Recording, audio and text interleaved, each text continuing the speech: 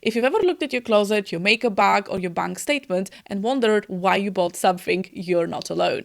So whether you're in your 20s trying to figure out what is actually worth spending money on, or you're in your 30s and beyond and you're ready to let go of stuff that is no longer working for you, this video is for you. I have spent over a decade buying clothes, shoes, makeup, and so many of those maybe this will change my life kind of pieces. And I have learned a lot about what actually adds value and what is just taking up space. So here are the 10 things that I no longer spend money on now that I'm 30 and why letting them go has been one of the biggest upgrades of my life yet. The first thing might actually surprise some of you, but it is designer makeup. And to help you understand why I actually wanted to buy designer makeup, let me take you back all the way when I was 18. I've had my first part-time job, and so I started to make maybe a few £100 a month. But at that point, it felt amazing to have my own money, and so I can spend it. And here in the UK, we actually have those big department stores where you would have the Chanel counter and the YSL counter and the Clinique counter.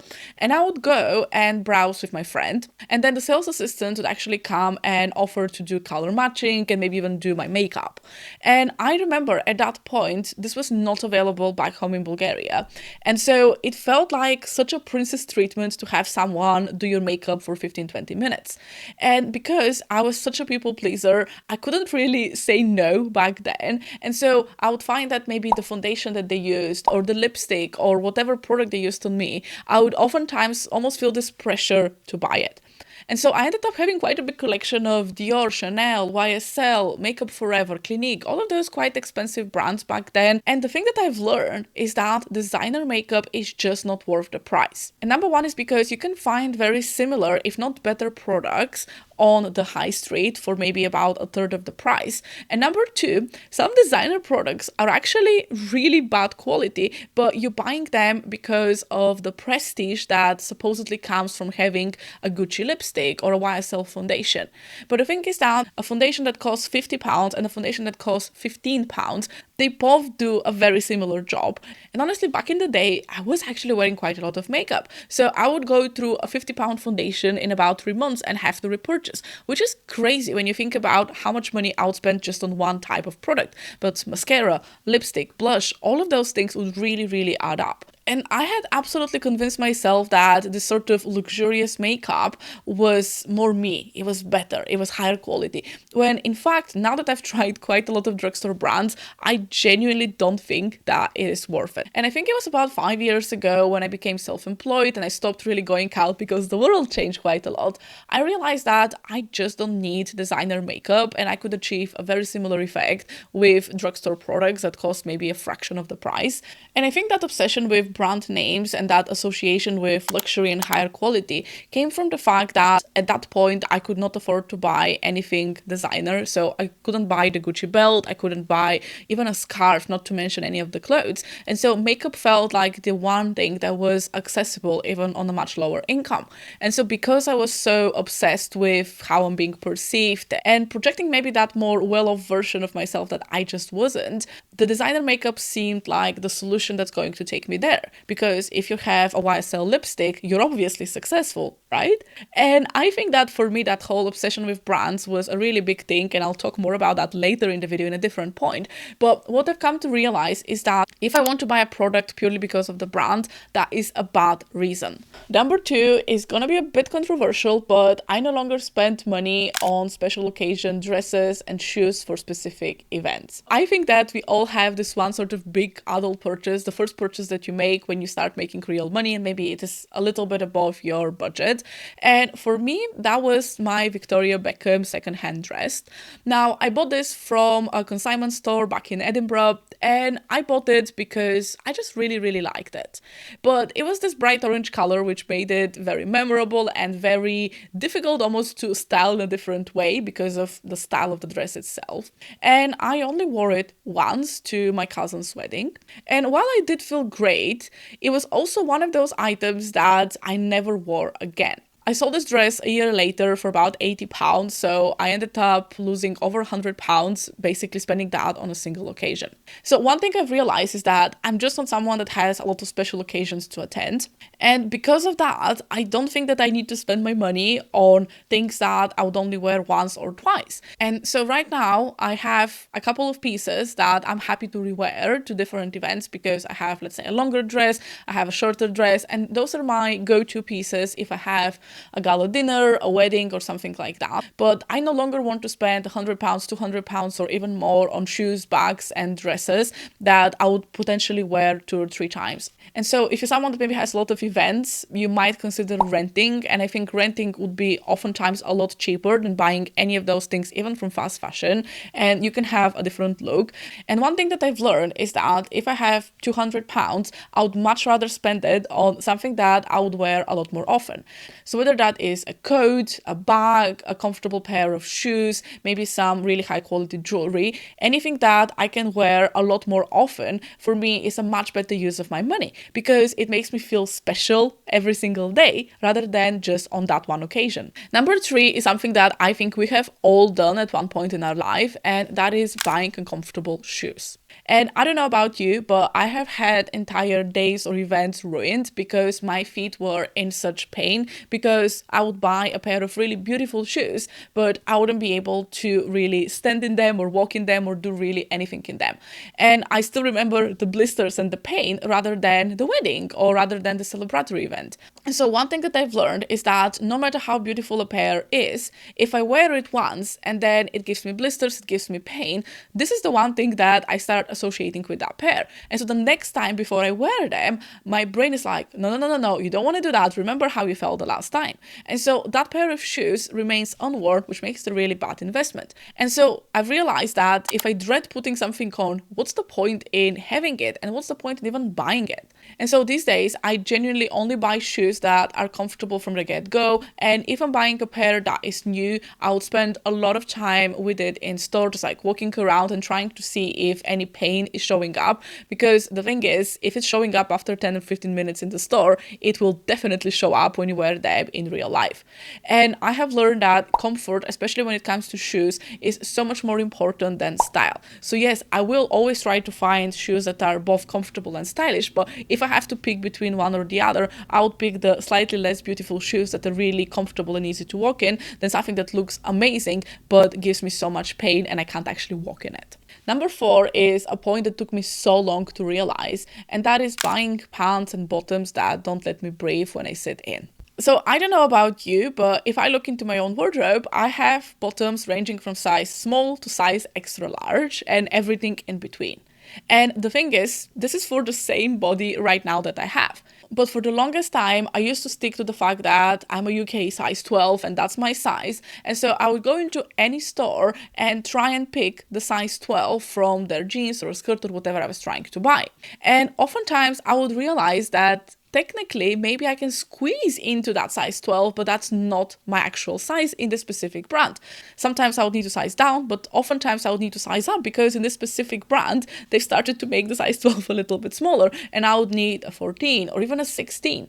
And that used to make me really, really depressed, annoyed, and getting down on myself that I have somehow put on weight. Or in fact, I would go to the next brand and over there I'll be a size 10 because, they just do the clothes in a different way. And so early on in my 20s, I used to stick so much to the size that I would buy the right size rather than the correct size for me. And for such a long time, I was just chasing the number on the label rather than comfort. And then I would go to dates, I would work at home, I would just sit down to do anything. And I would feel so uncomfortable because the buttons or the zipper or the waistline were just pressing into my body and making me feel really, really uncomfortable. And so one of the best things that I've learned over the past couple of years is that brands are extremely inconsistent. And in some brands, I might need a small, in other brands, I might need an extra large, and it doesn't mean anything. No one sees that number besides me, and if it really bothers me, I'll just cut it out. But I've realized that I want to dress for the body that I have now, and so if I need a size larger than I usually have, that is fine. Because rather than noticing labels, people oftentimes notice when you feel uncomfortable. And so if I'm trying to squeeze myself into a smaller size just to fit the label and what I think I should be in terms of sizing, I will appear so much more uncomfortable to other people. And that actually has such a negative effect on my confidence and how I'm presenting myself. Versus if I buy the pants that really fit me, even if they are a bigger size than what I wish I was or what I thought I was, but those pants actually fit me, they're comfortable, I feel really relaxed. I feel comfortable, and then I can focus on the rest of the tasks that I need to do. And oftentimes I would appear more confident and more capable than if I was wearing the wrong size. And so honestly, this has been such a relief to just realize that the label doesn't matter. I'm just going to buy whatever size from the range fits me the best and ignore what it says, because it literally doesn't mean anything about my body. Number 5 is something that I used to buy a lot, especially in my early 20s, and that is costume jewelry from fast fashion brands. So I'm talking Zara, Mango, H&M, Bershka, Stradivarius, all of those stores that would have really fun costume jewelry, especially when it comes to necklaces and rings, all of those trendy pieces. I used to buy a lot of them. And guess how many of those pieces I still have now? 0. Versus some of the silver rings and earrings that I bought over 10 years ago, I still have them and they still look beautiful. And that is because all of that costume jewelry, especially from fast fashion, is really quick to tarnish and fall apart and just look really, really awful after only a couple of wears. And especially if you're someone that washes your hands quite a lot, maybe you go out, you run, you do any sort of activity that makes you sweat, well, this jewelry is just going to start looking worse after the first or second wear. And I found that for myself, that is just so unsustainable, because I would buy rings and after maybe 2 months, I'll have to replace them. And that not only cost a lot of money, but it was also very difficult to find my style, because I could never find those perfect pieces because nothing could stay for long enough in my wardrobe. And so today I would choose something that's made out of silver, maybe gold or gold plated. And I also have vintage pieces and pieces made of natural stone. Those are the ones that genuinely last for so long. And even though some of those pieces might be a tad more expensive initially, when it comes to, for example, rings, one ring might be 15, 20, 30 pounds. But the fact is that I've had those rings and I wear them every single day for many years. So the cost per wear actually goes down. And it is so nice when you don't have to throw away your entire jewelry collection every 6 months. Number 6 is something that makes me cringe a little bit, but that is fake designer bags, basically replicas. I don't know if you have been there, but I think around the 2010s, I was really obsessed with 2 bags. One was the Birkin and the other one was the Prada Saffiano tote, which I saw on so many bloggers. And at that point, I was definitely not in a position to spend over £1,000 on a Prada bag, and not to mention the Birkin, but I still really wanted those bags. And so when I lived in Singapore when I was 20, I ended up booking a flight to Guangzhou. And that was a place that I later learned when I was doing my research, where they have a lot of factories and they produce a lot of leather goods. And so I ended up finding this huge market with over 1,000 different vendors that would have literally designer bags put in there. And obviously the quality would vary tremendously. And so you would have things that are obvious fakes to things that are made of real genuine leather, and things that are really high quality, being stamped with the real logos, even having certificate of authenticity, all of that, right? So there was a huge range and obviously varying prices. And so at that point, I was in such an obsession that I was like, well, I'm only here once, I need to buy all the bags that I want. And so, of course, I found the Prada Saffiano tote, I bought it in black, and I also bought a mini Birkin, like a 25. And I have to say, those are the 2 bags, because I really wanted them, I ended up wearing them a lot. But I also bought a couple of bags that I ended up either not wearing much or selling, because they weren't necessarily things that I wanted, but I kind of got into the hype of, well, it's a designer bag, so I'm just gonna buy it. But the Prada Saffiano tote I actually sold a couple of years ago, and I was obviously very upfront that this is not the real thing, but someone wanted it, so I sold it to them.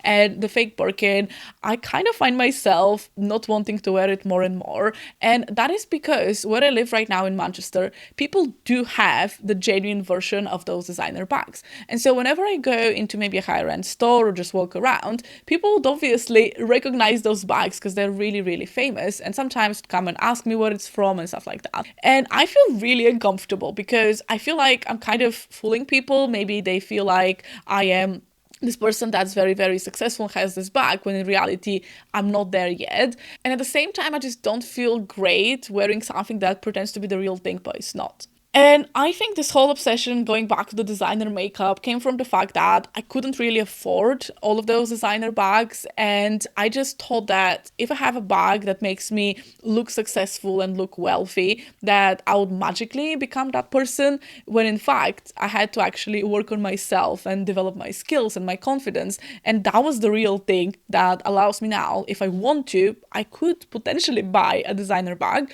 I'm not going to, because I don't think it's worth it for me. But right now, it almost makes me feel really uncomfortable when I'm in that limbo space. And I'm not really going to sell that bag because I still like it. I still sometimes wear it. And I think in terms of quality, it's actually a really, really good bag. But it has really taught me that I would much rather work and save for the real thing than buy something that I do know is fake, because it's never going to give me that real feeling of buying the real thing. And today, if I have £200, I would much rather buy a high quality leather bag than something that is a designer replica and is kind of fake.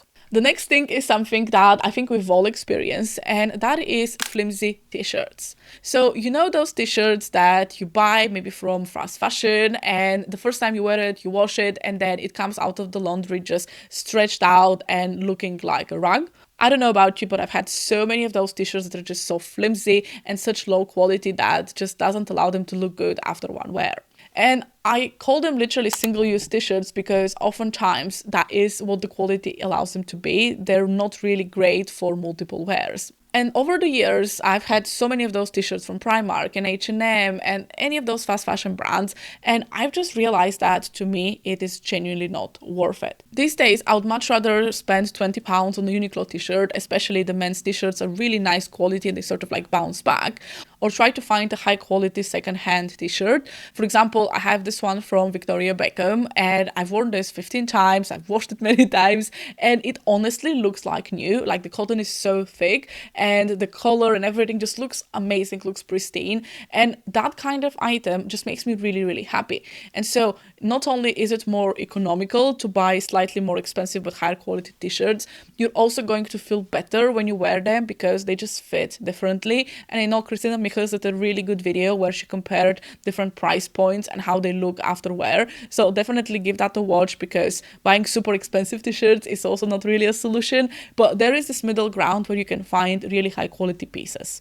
And the whole thing about fabrics actually leads me to point number 8, which might also surprise you, because I no longer buy clothes just because they're made of high quality fabric. So I used to be absolutely obsessed when I would find 100% silk blouse or 100% merino or cashmere jumper, and I would feel like, oh my gosh, this is such a win, this is such a great bargain.